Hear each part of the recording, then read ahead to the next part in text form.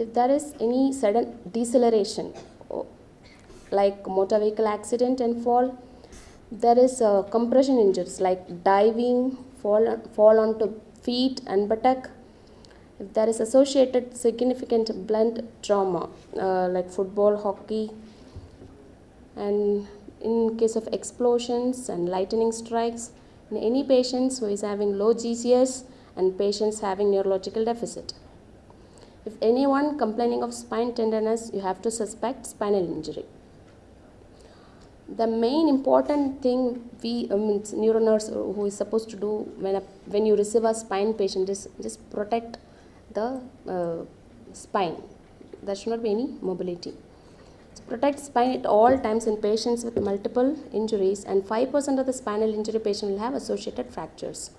So how will we protect? Manually or with the semi-rigid cervical collar, side head support, a long spine board and strapping. These are the various methods by which you can protect the mobility, we can avoid the mobility of the spine.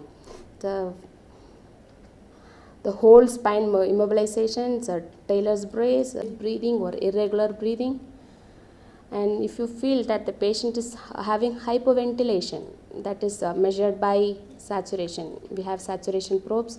And also when there is a ventilation and perfusion mismatch, and if you feel that the patient is having a lot of secretions and the patient is not able to cough out, in that case you have to intubate. And if there is associated injuries like facial bone fractures, where it is very difficult to breathe for the patients, these are the circumstances where we have to decide about intubation.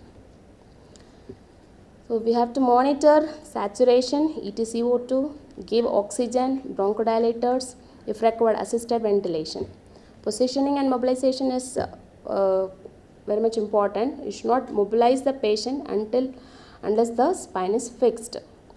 And once the spine is fixed, we can start mobilization. Chest physiotherapy and assistant cough should be given then and when required. There are two circumstances we can have shock in spine injury patients. The shock can be spinal shock or neurogenic shock.